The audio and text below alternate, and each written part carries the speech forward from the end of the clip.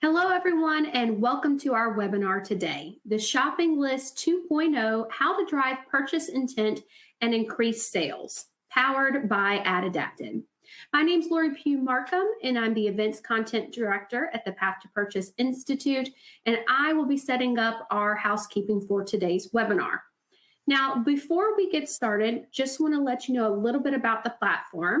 You can use the Q&A function to ask questions over the next hour.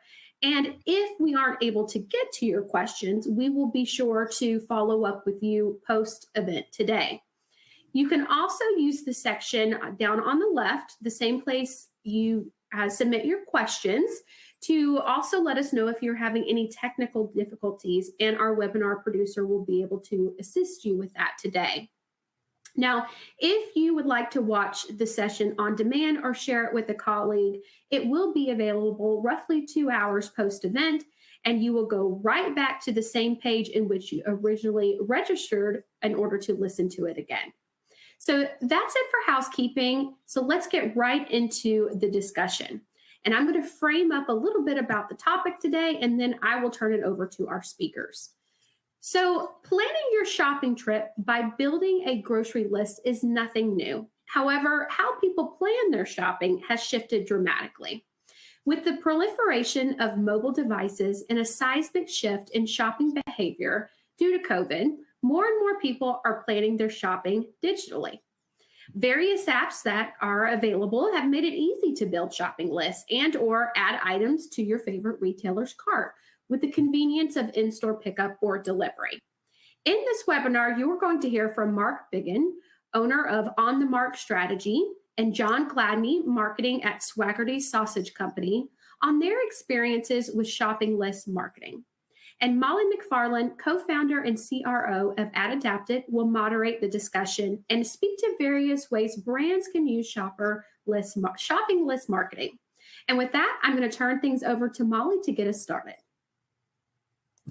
Thank you, Lori. I appreciate it.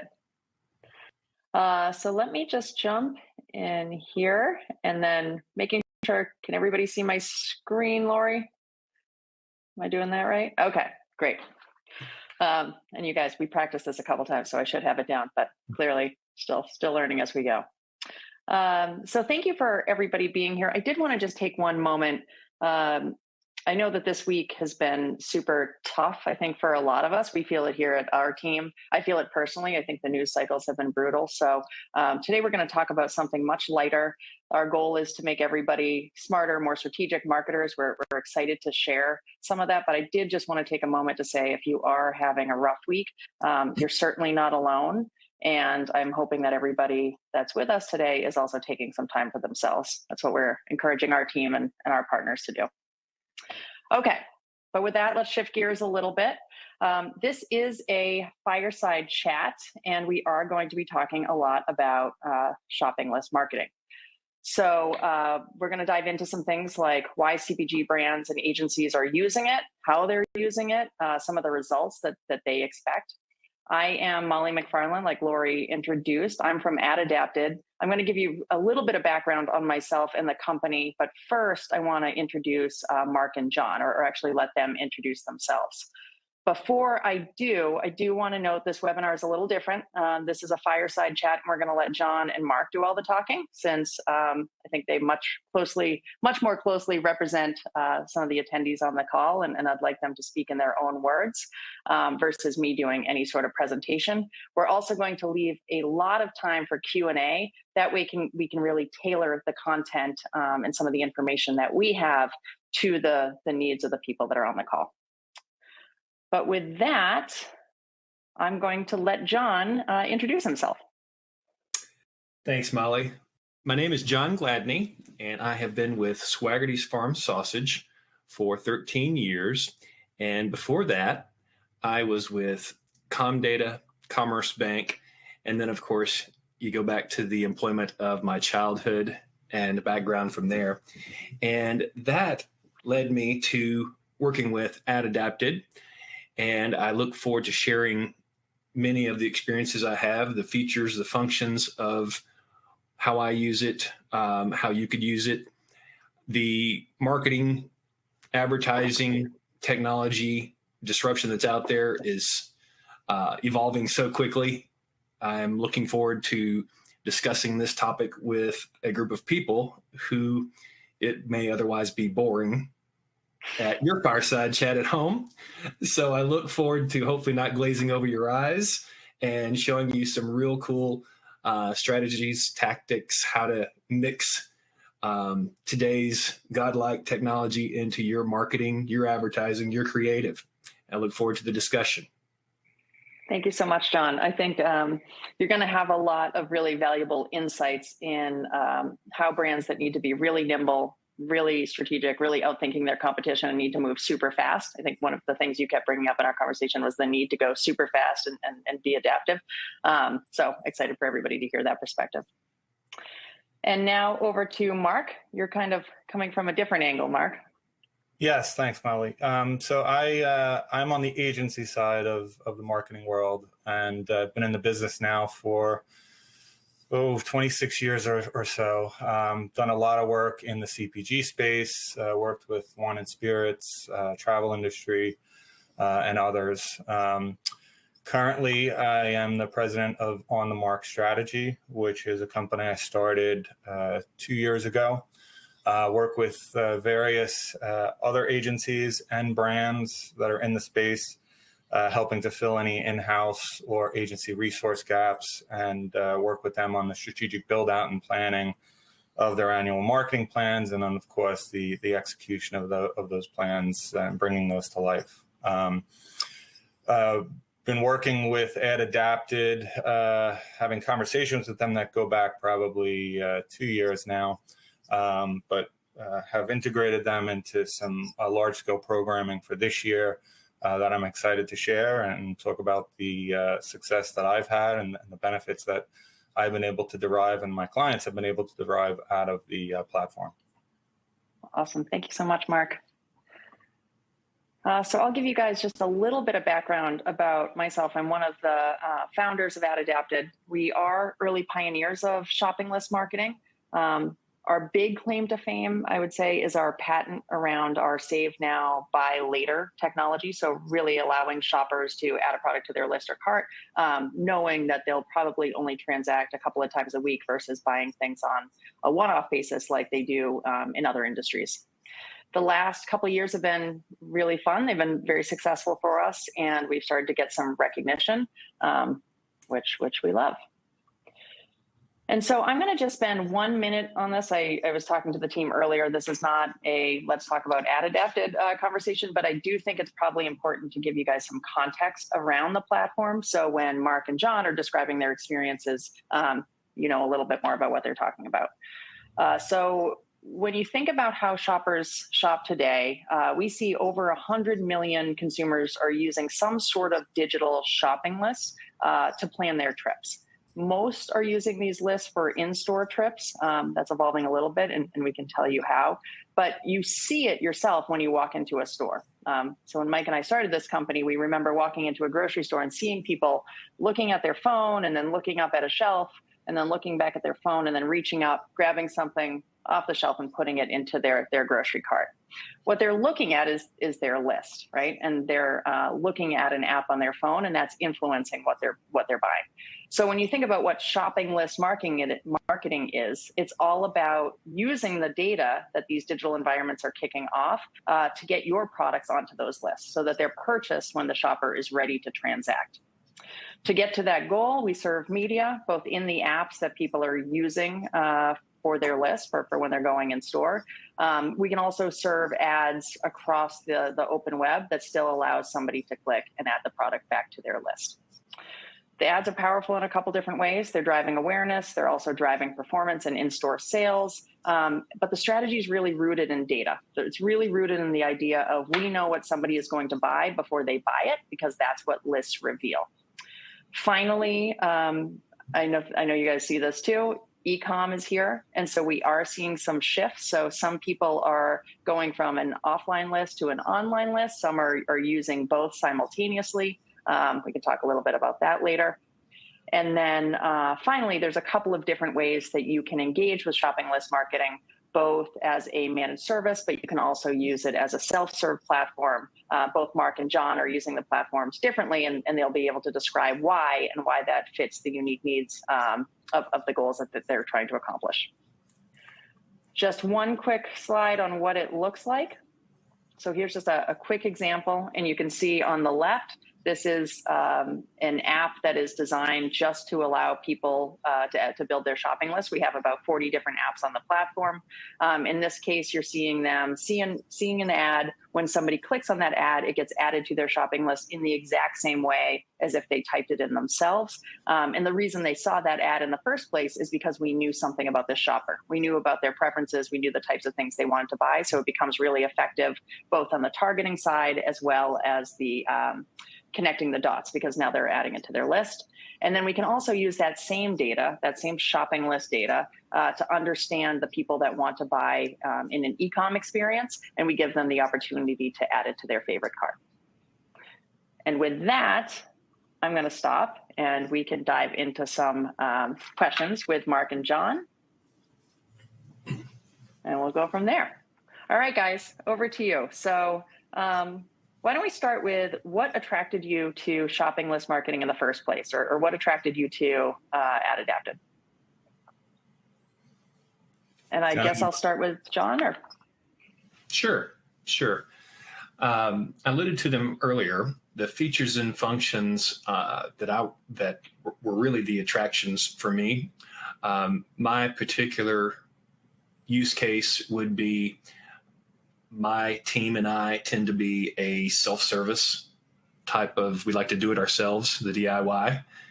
And in today's offerings, there are plenty full service and a growing number of self-service applications where I can grow and learn. And I don't know that anybody can do things better than when you control them, as you guys know, but there's a limit.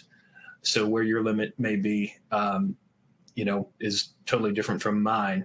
You may have a team or need a team at AdAdapted. I'm not experienced with that, but it was the features, the functions for me to be able to use a platform and basically add the results that I wanted and be able to monitor it for those results. It's that simple. We could, I'm sure, dive deeper into those specifics later on.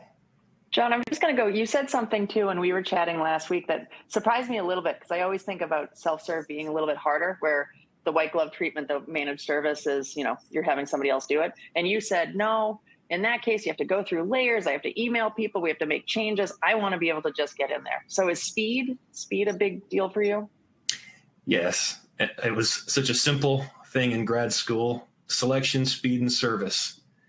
Almost every company entity, when they fail in one of those areas. They don't have the right product at the right time at the right place.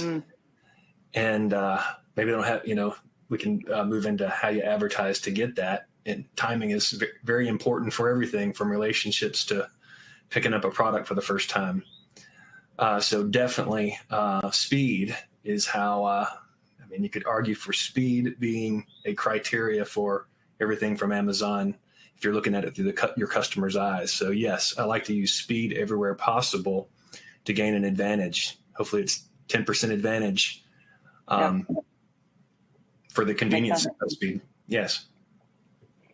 And Mark, how about you? You're using this in a much different way. You're running lots of different programs at the same time. So how do you tap into that? Yeah, I'm currently, so I oversee, I work with the National Frozen Food Refrigerated Food Association. So I work on 2 large-scale cooperative programs with them. So we're dealing at any point with 16 plus different brands that are participating in the cooperative initiative. And I find the platform, working with the team at AdAdapted, obviously with all those moving parts, it's been a great relationship thus far. In terms of what attracted me to shopper list marketing and AdAdapted, I had mentioned at the top of the webinar that you guys had been on my radar for a couple of years. Shopper list marketing was on my radar.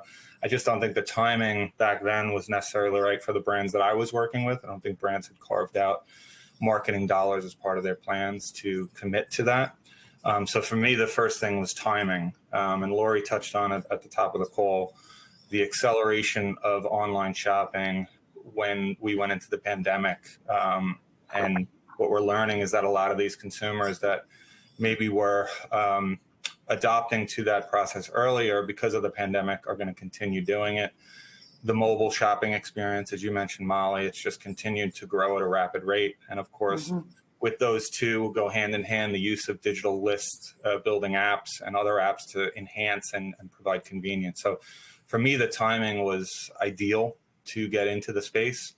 And I think second was our ability to connect ad spend directly to purchase intent by engaging our target shoppers much deeper down in the shopping funnel. And I think, and I know John agrees with this, in a very uncluttered environment. And for us in today's world of digital domination, that's not an easy thing to achieve. That's great. Thank you guys. Thank you guys both so much. So why don't we go into then what specifically does it help you solve? I think when anybody on this call knows that there's a lot of different things we're all trying to tackle at the same time when it comes to programs and campaigns. What are the things, and I think we can start with you first, Mark, we'll go back and forth. What are the things your clients are looking for you to solve for them that you're using shopping list marketing to get to?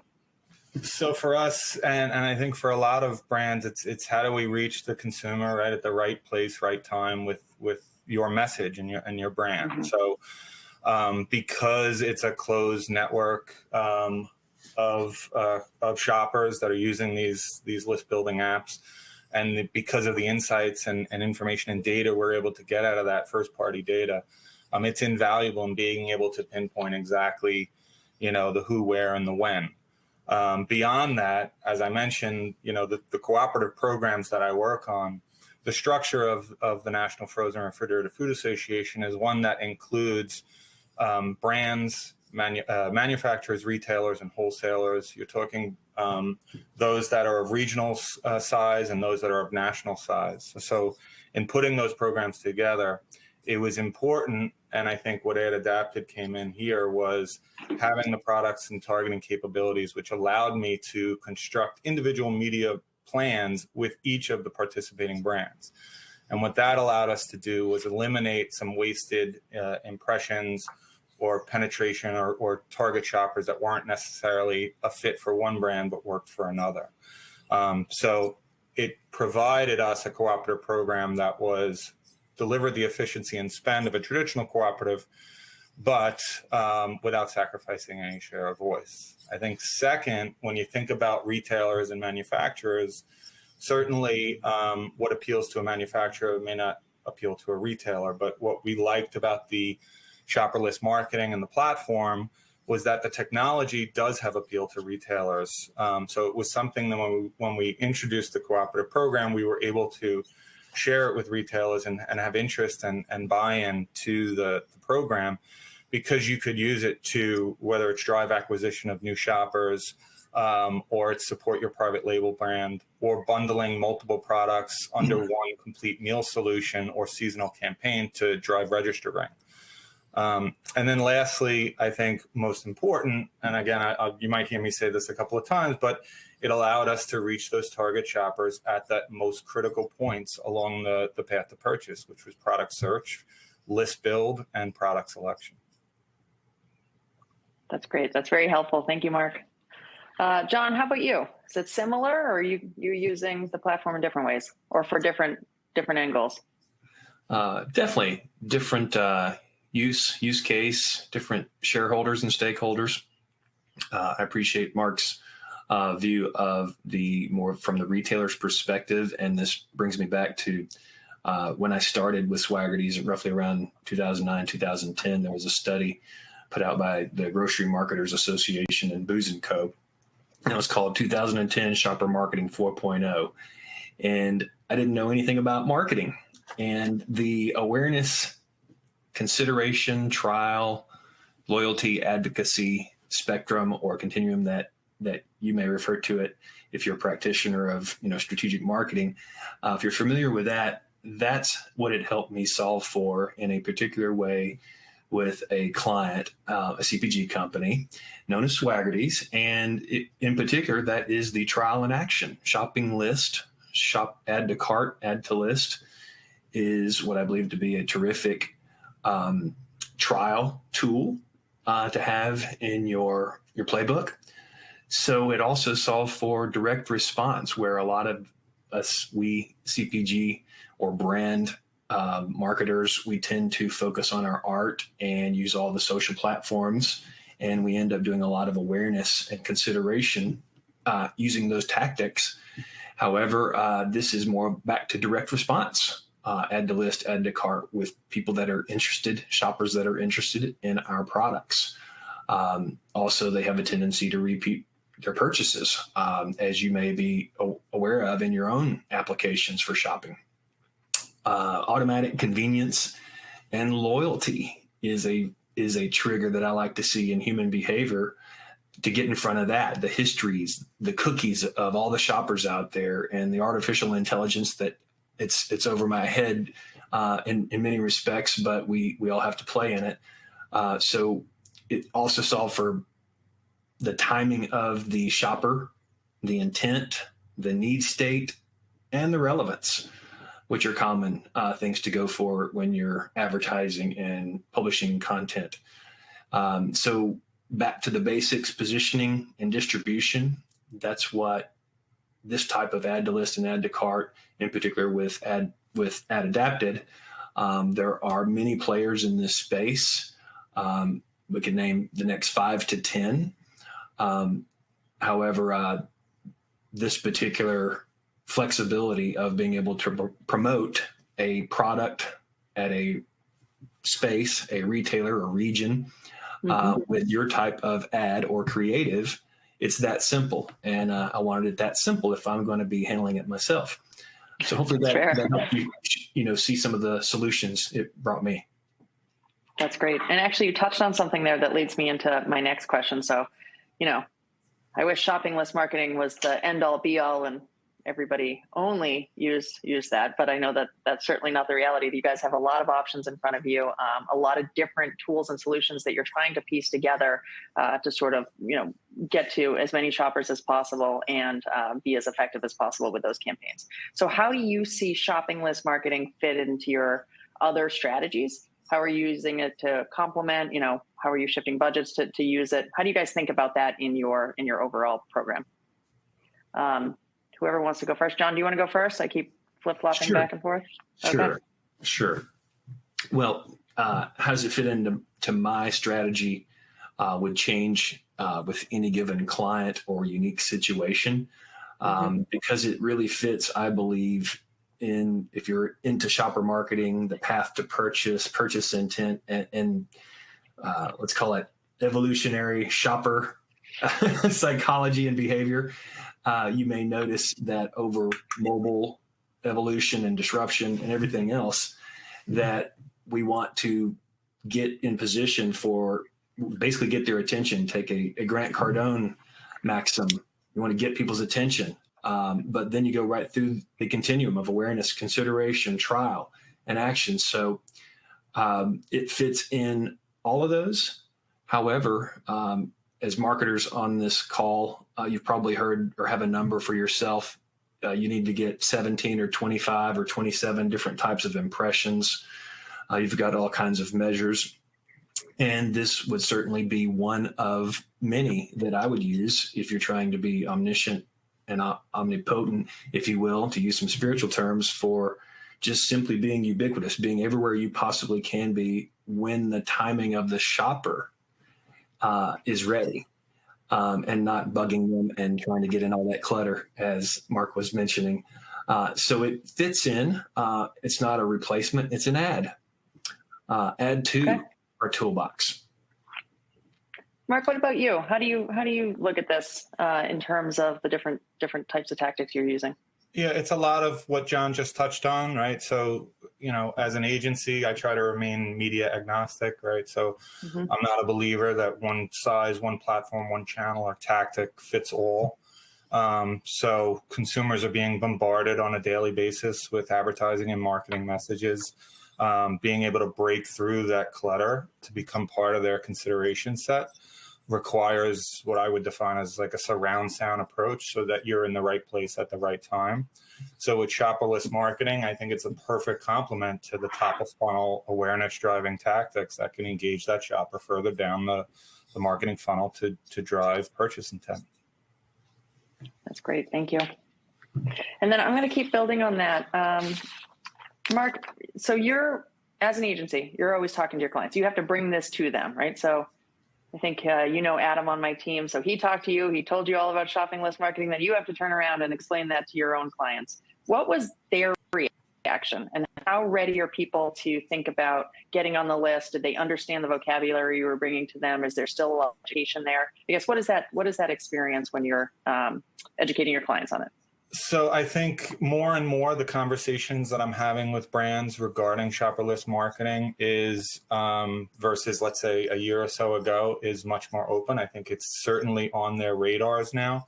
I think brands maybe from years prior that weren't willing to carve out those dollars are realizing that there's a tremendous amount of value here, and are starting to look at it from their budget. So a lot of the conversations that I've been having are, this is something we've already been looking at, or this is something we're interested in. So I always encourage to invest in the test, right, and let the performance speak for itself. And then the other piece of this, and we may touch on it later, but beyond the benefits that the shopper list marketing provides in terms of being able to reach your consumer in that uncluttered environment at the right place at a critical point, the amount of data and insights that you're able to get from the campaign is tremendous. And for me, as an agency who doesn't always have full, complete line of sight and transparency into a brand's numbers and metrics and data, right? We're only as good as an agency in what's shared with us by the brands that we work with.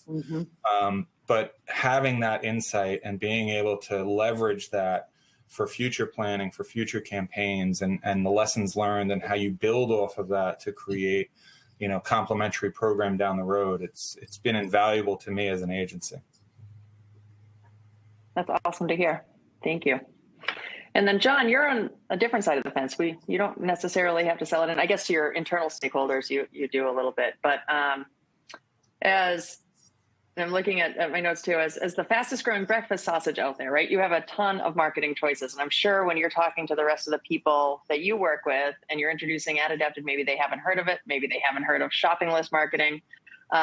How do you explain the end goal? Are you also having to show them results first and they're just willing to test, or do you get them bought in early on? I guess, how do you think about that? Thank you. Great question.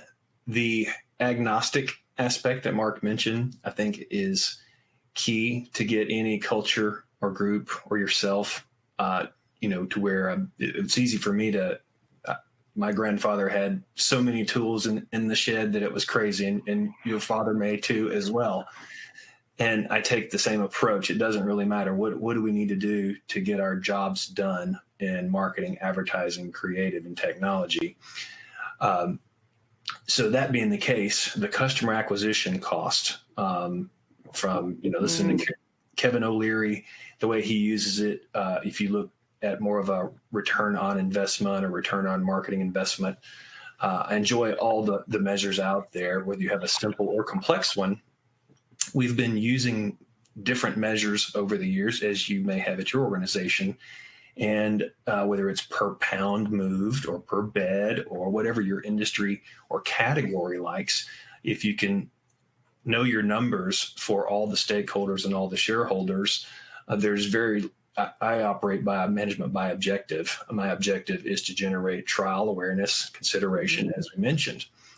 So I deliver results and from many tools, and I try to maintain it. I think it's afforded me over 13 years to stay here. I don't think the tenure is usually this long. So I believe it's being agnostic, and I think our team has become more agnostic over time. So that certainly helps. Cool.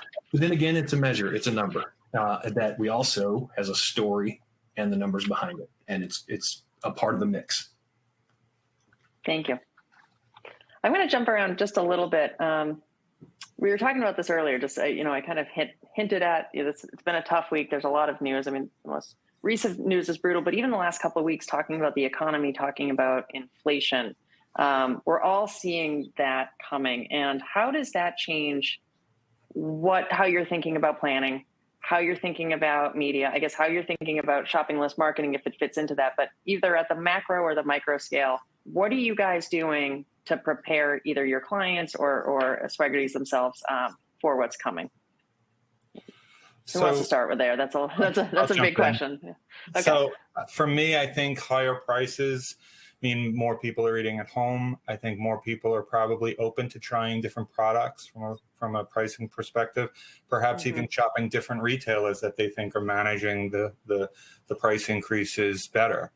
So I do think that there could be opportunity there, right? But it's how do you look at the glass, and how do you want to be smart about how you engage. So if you think about all the benefits that shopper list marketing provides, whether it's the uncluttered environment, bundling meal solutions, being able to direct link between your ad spend and purchase intent, I think it's a very smart tactic during a very tumultuous time.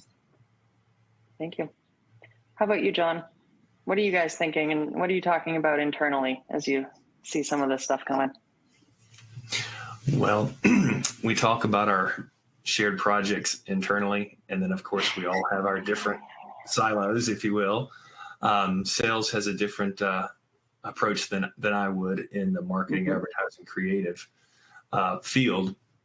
And what I'm reading and what I'm seeing is not a lot's changing for us because of our product, price, position in the marketplace. We're at over 13,000 locations now. And the one unique thing that I shared with the team that it's still kind of baffling me because it's new news, if you will, and that is in the Power of Meat study that came out. And you can find references to this in Meeting Place magazine at meetingplace.com. Give them a little traffic there if you're interested, MEAT. And they have a great assessment of our market in meat and shopper demand for it. And the unique numbers that I found interesting, and you guys maybe would like to follow up on them, are in 2017, 7% of full-time employment was at home, and now it's staying at 30%. So that's driving a lot of demand. What's also unique for our particular category is the doubling of the variety that shoppers that are at home desire via pickup, via delivery, via whatever way that's their preference for getting their products cooked and on the table for their families. So that being said, we have a lot of factors going into our success at Swaggerty's. We have also a recipe that stands the test of time. We have been working at this for 92 years with double-digit growth, many, many, many years. So we focus on quality, safety, and food safety. But this tool allows me to simply ask honest questions, which is to try Swaggerty's. And as I was getting prepared for this, I thought about Try My Pillow. The old just try it. It works really well. There's nothing to be scared of with this new technology. It's still using foundational principles of human behavior and what we want. And we want relevant content, and we like to buy things. So something that makes it easy and simple for me to buy things. My grocery shopping trip has totally changed. I won't take your time today talking about mine because you have yours, and that's a lot more important to you. But that's some insight into how I think of the market demand for us and how shopping list and add to cart technology allows us to get in time at the right place at the right time. That's fantastic. Thank you guys so much. This has been super helpful for me. I'm hoping that it's helpful for everybody listening. I'm sure it is. We did have some other questions, but I'm thinking we should switch over to some audience questions just so we can make sure we're tailoring our content to their needs. Is that okay then, Lori, if we sort of move over? Okay, absolutely. Awesome. So we do have quite a few questions, and just know for the audience, if we don't get to your question, we will have our speakers today follow up with you individually. So just to kind of bring us back, there is a question that will kind of center us to what the conversation is, and then we have a list of other questions. But the first one is, can you please explain a bit more about what shopper list marketing is? Yes. Yep. I'll dive into that a little bit. So again, when we started AdAdapted, this was 10 years ago, it's crazy. But what we started to notice when everybody bought a smartphone, flip phones have been out forever. Now everybody's buying a smartphone. And they started to shift over from writing down what they were planning on buying in store from a padded pencil paper and pencil or the back of an envelope or anything like that. And they started to do it on their phone because now all of a sudden they had a digital device that was much more nimble, much more flexible, much more convenient that they brought with them everywhere. As they started to do it, it started on Notepad, maybe it was Evernote, things like that. Then there started to be apps that were designed for that experience. They would remember what you want to buy. Maybe there was a twist where it was recipes and then you could save the ingredients to a list. Maybe it was a promotions app that told you about savings that were locally and you could save that to a list. But all these lists started popping up. And those lists were just data mines, right? Because people are writing down, hey, I want to buy sausage, or I want to buy, ice cream, or I want to buy XYZ, and they're writing it all down. What we realized was, one, you can tell a lot about what somebody wants to buy by looking at that list. Not only what they're planning on buying, but when they're planning on buying, how they add things to their list, what's influencing that purchase intent. You can also use that data to serve ads at the right time in the right place. That makes it really easy for those brands to get onto the list as well. So that's the foundation of it. And then if you look over time, there's hundreds of these apps now. We have 40 that we work with. Retailers themselves have their own list, their own cart, but that's what shopping list marketing is focused on. How do you use that data to be really smart about who you serve ads to? And then how do you make it really easy to connect the dots between that media and getting on the list yourself?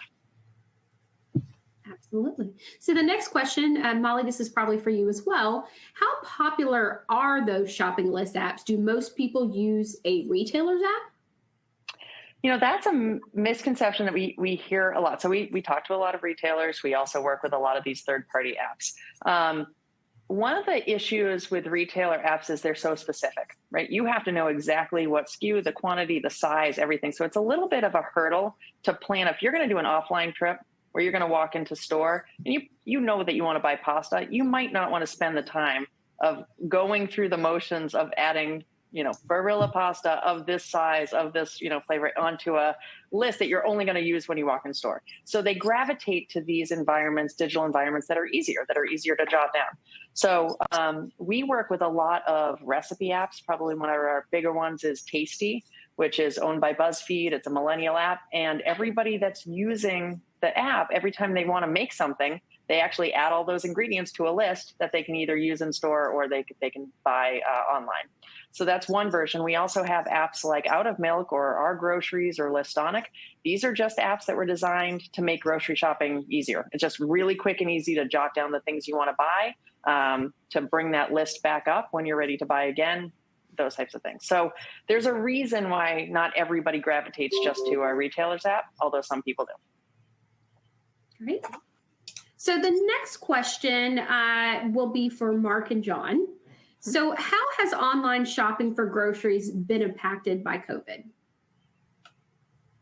So I think I touched on that in the beginning. I think, as an agency, you're always trying to stay atop of the marketing trends and the things that are starting to, that you foresee impacting shopping behaviors moving forward, right? So I think online shopping was a trend that everybody was recognizing prior to the pandemic. But once the pandemic hit and people were forced to stay indoors, people were afraid to go outside, to go shopping. I think it forced a lot of those late adopters, those that were maybe 3 years down the road from using these types of platforms, they were forced into it. And I think if you look at any of the studies that have come out as we make our way through the pandemic, I think you're finding that a lot of those consumers that were forced into using it during the pandemic found that it was very easy, was very convenient. I mean, shopper list marketing and these apps that are available to you for use, it does just enhance and provide a tremendous amount of convenience in doing and building your grocery list and shopping the aisle. So what we're seeing and what we're hearing from all the studies is that all these consumers that were forced into it are going to stay with it in some form or another. And that has just accelerated the growth of online shopping and the use of digital shopping lists and other things like that, which, again, going back to timing, just makes it a perfect opportunity for brands to start applying this tactic and making it a bigger part of their marketing budgets. I would add that COVID caused the advancing of the proliferation of my particular category, where it was maybe 10% of all shoppers would purchase this category online.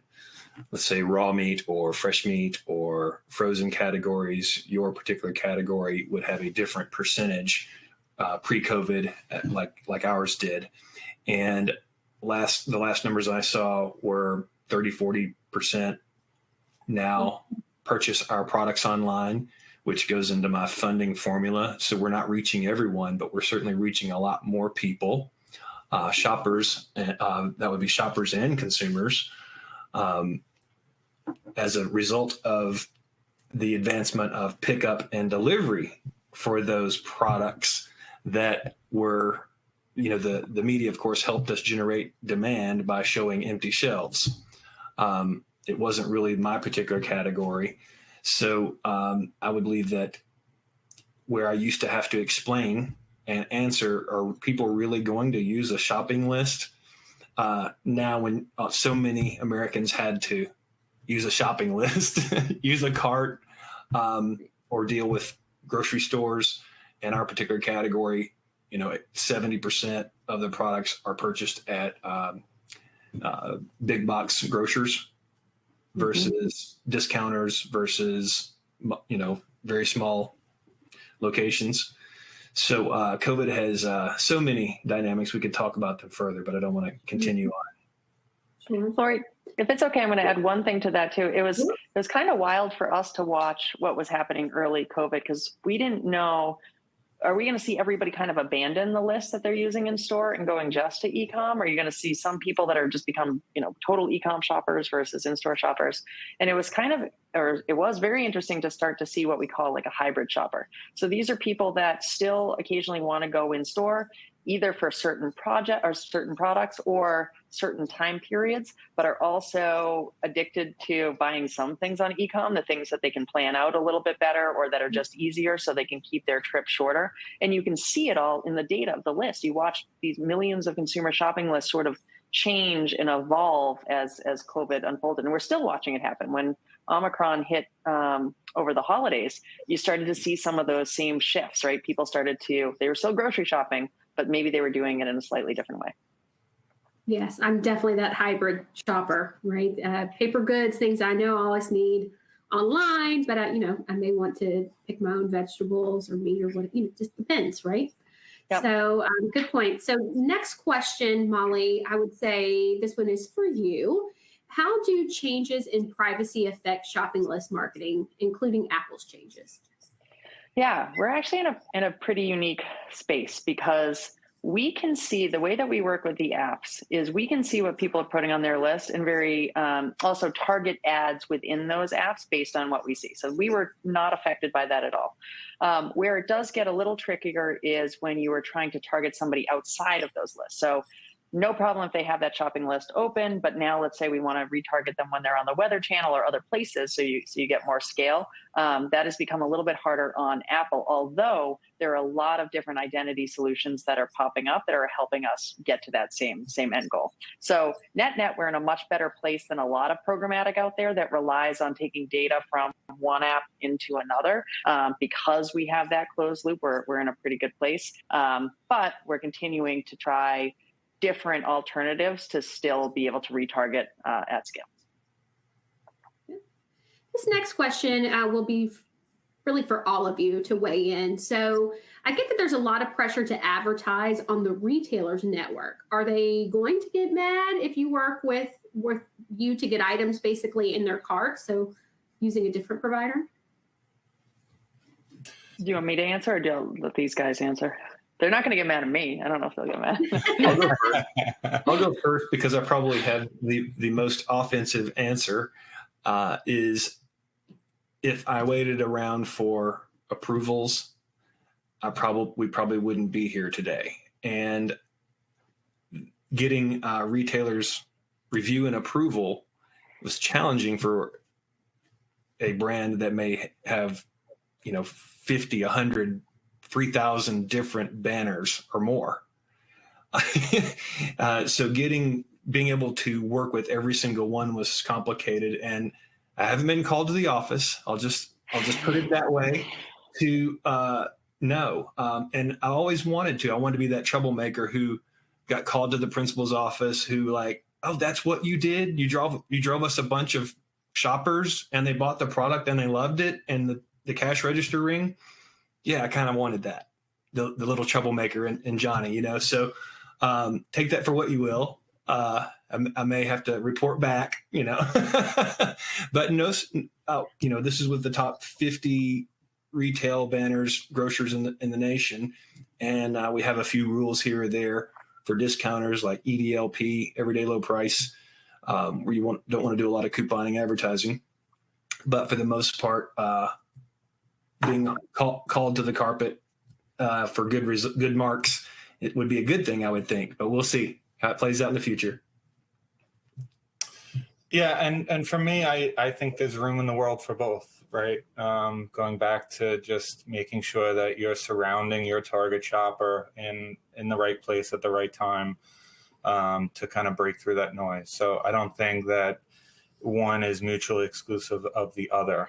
In fact, the program that I worked on in Q1 of this year, we had several brands that partnered with retailers to create their shop list marketing and the add to cart and all the tactics and touch points that we were able to derive from AdAdapted's platform and build that campaign exclusively around that retailer. And I think at first there may have been hesitation, but when the retailer realized, okay, well, this is a benefit to us, right? This is something that's going to help put product into our shoppers' carts. It's going to drive consumers in store. They were all for it. And as I mentioned, we have retailers that are actively participating and leveraging the platform. So I think there's room for both. And I think depending on who you are as a brand and what you're looking to achieve, I think both are viable and can be leveraged together. Yeah. Good. I would just back up exactly what these guys are saying too. I mean, just to be totally honest, a lot of retailers, we talk to them often because it's a small world, right? Everybody intersects, and they recognize they're doing some great things on their side, but they also recognize that there's a lot of room for improvement on performance. They see what we're doing. We have a patent around our technology. We know that we're getting into lists that shoppers are gravitating to. When we see people building their list in another environment, they're obviously not a shopper that's building their list on the retailer platform. So it is incremental. So there's a lot there that when you sit down and have the conversation, I think it's easy to see us as complementary instead of the enemy. Absolutely. And this next question may seem very basic, but I think it was a really good question that came in from the audience. Is why would someone use a shopping list app as opposed to pen and paper on the notes section of their iPhone? What are you seeing in terms of that, Molly? I can answer that one because Yeah, go ahead. So I do the shopping in my household, and for many years I was the pen and paper person, and I would write everything down, and then I'd go into the grocery store, and inevitably I'd lose the list somewhere in the produce section, and I'd have to go blind for the rest of the experience. But now transitioning to the mobile device, I'm less inclined to lose that during the shopping experience. And just the way that these apps, as Molly touched on earlier, the way they organize by category, the way you're able to recall products and lists that you've built from prior shopping experiences, it just makes everything, the entire experience, a lot more convenient. So for me, and I would consider myself more of a late adopter to things, I think I saw the value in these applications pretty quickly. Again, because I'm doing the shopping and I know that how easy it can assist you during that process. Absolutely. Anything else anyone wants to add before I go to the next question? Yes, my shopping list is in Instacart, and it's a very capable, I didn't even realize I was creating a list. I was just buying things from wherever I wanted, whenever I wanted, right? As if I were Elvis or something. That's how I learned about, wow, what it would be like to be rich. And suddenly these new technologies, that's why I call them godlike, is you can have things delivered within 30 minutes from the frozen department, from so many different places. It's incredible. So I wanted to share my story. Is my list was by accident. I didn't realize I was creating it. I was just buying what I needed for the household. I think a lot of people are maybe. And we see that too. There's a lot of different types of lists. It's kind of crazy, right? So somebody was asking me that, why, when I say we have 40 different apps on the platform, they really do represent a lot of different shoppers. People go to Tasty for a very specific reason. They want to make, recipes, right? They're cooking things. When they see a recipe they like, they put that onto their list and they want to remember to buy those ingredients. That's different than somebody that uses Out of Milk, which is their everyday grocery list that they want to be able to remember week over week and not have to recreate it every time. And that's very different than an app like Flip, which is all about looking at different promotions and circulars and wanting to be able to put things on that list so you can remember what was on sale. People are gravitating to these environments in different ways, but at the end of the day, these are all digital lists that people are using when they're walking up and down the aisles that are reminding of them of what they want to buy. It's influencing them at shelf. And our goal is not to make one of these apps or not to, maintain them. We're finding these audiences, we're integrating with these experiences, and we're working on behalf of our clients to get their products on those lists. Well, thank you so much. And that is all the time we have today. Now, I know there were tons of questions we didn't get to, which is a good problem to have because you're going to get really great feedback individually. We have your email addresses and we'll reach out to you with the answers to your questions if we didn't get to you.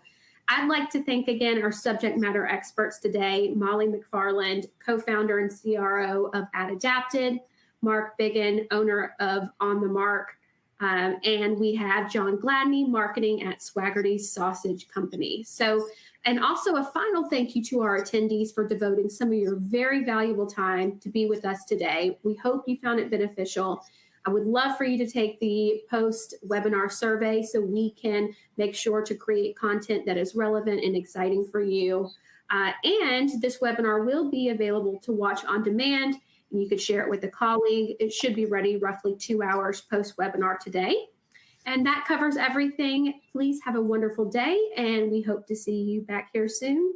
Thank you again to our subject matter experts. Have a great holiday weekend, everyone. You all deserve it. Thank you very much. Thank you. Thank you. You're welcome.